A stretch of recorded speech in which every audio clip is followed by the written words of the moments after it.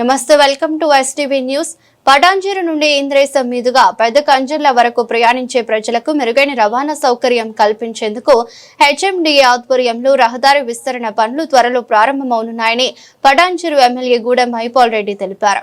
గురువారం ఆయన పటాన్చెరు పరిధిలోని ఓఆర్ఆర్ సర్వీస్ రోడ్ నుండి ఇంద్రేశం మీదుగా పెద్ద కంజర్ల వరకు 60 లక్షల నిధులతో చేపట్టనున్న బీటీ ప్యాచ్ వర్క్ పనులకు శంకుస్థాపన చేశారు. ఈ సందర్భంగా ఎమ్మెల్యే మాట్లాడుతూ ఇంద్రేశం, రామేశ్వరం, బండ, పెద్ద కంజర్ల, చిన్న కంజర్ల, ఐనోలు, బచ్చుగూడెం, పోచారం గ్రామాలతో పాటు నర్సాపూర్ నియోజకవర్గ పరిధిలోని అనేక గ్రామాల ప్రజలు ఈ రహదారిని ప్రధాన మార్గంగా వినియోగిస్తున్నారని చెప్పారు. గతంలో ఇంద్రేశం, పెద్ద కంజర్ల రహదారి విస్తరణకు 22 కోట్ల నిధులు కేటాయించినప్పటికీ కొన్ని అనివార్య కారణాల వలన ఆ కేటాయింపులు రద్దు కావడం జరిగిందని తెలిపారు.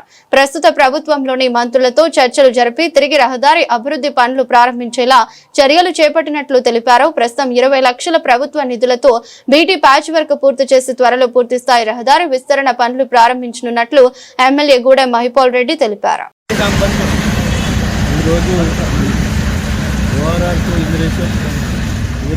బేగంపేట వరకు ప్యాచ్ వర్క్ బీటీ రినివల్ కార్యక్రమాలు చేపట్టడం జరిగింది. ఇది మొట్టమొదటి డిస్ట్రిక్ట్స్ అంతా లెవెలింగ్ చేయడం, జిల్లాకు సహకారంతో చేయడం జరిగింది. ఇప్పుడు ఆర్ఎండ్బి తరఫున 60 లక్షల రూపాయలతోటి బీటీ రినివల్ చేస్తూ ఉన్నాం. కాబట్టి చాలా రోజులు చాలా ఇబ్బంది ఉండే. ఫ్యూచర్లో గిట్ట దీన్ని డబల్ రోడ్ తీసుకోవడానికి హెచ్ఎండిఏకి పంపడం జరిగింది.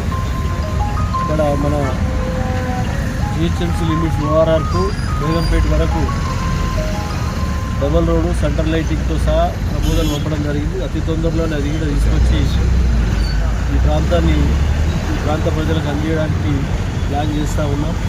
విపరీతంగా కాలనీలు పెరుగుతూ ఉన్నాయి, విస్తరిస్తూ ఉన్నాయి.